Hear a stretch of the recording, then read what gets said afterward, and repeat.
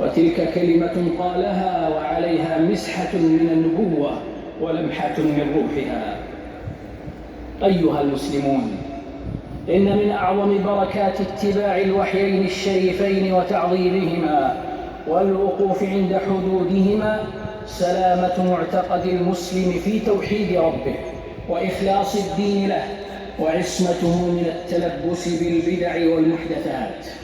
ومن وطن نفسه على الاهتداء بنورهما فقد هدي إلى صراط مستقيم، وتمسك بحبل متين فلا تعصف به رياح الشبهات والشكوك، ولا تزيغ به الأهواء بإذن الله. وذلكم هو الانقياد والتسليم لله ولرسوله الذي هو شرط صحة الإيمان، المذكور في قوله سبحانه: فلا وربك لا يؤمنون حتى يحكموك فيما شجر بينهم ثم لا يجدوا في أنفسهم حرجا مما قضيت ويسلموا تسليما. قال التابعي الإمام الذي كان أحفظ هذه الأمة في زمانه وأوسعهم رواية، أبو بكر محمد بن مسلم الزهري رحمه الله: من الله الرسالة ومن الرسول البلاغ وعلينا التسليم.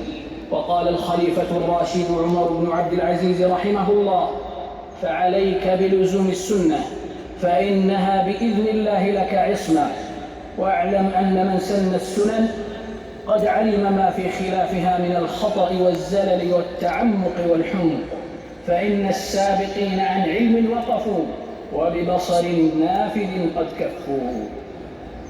عباد الله، من عظم الوحي أمرا ونهيا وخبرا فقد عظم الله تعالى، ومن عظم ربه فهو العارف به سبحانه، وذلك مطلوب الله من عباده، ولا يبلغ عبد ذلك حتى يتجرد من هوى نفسه ويخلص في الإنابة إلى ربه، فحين ذاك تشرق أنوار الوحي على قلبه، فما يكون أحد أطيب منه عيشا، ولا أنعم منه روحا، ولا أسكن منه نفسا.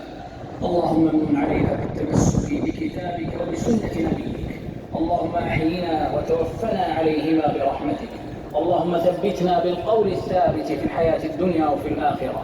فاطر السماوات والأرض، أنت ولينا في الدنيا والآخرة، توفنا مسلمين وألحقنا بالصالحين. يا أيها الناس، إن الله تعالى لم ينعم على أهل الأرض نعمة أعظم من إرسال محمد صلى الله عليه وسلم إليهم، فأديموا لذلك شكر ربكم، وأدوا بعض حق نبيكم بكثرة الصلاة والسلام عليه تعظم أجوركم. اللهم صل وسلم على عبدك ورسولك وأمينك على وحيك وخيرتك من خلقك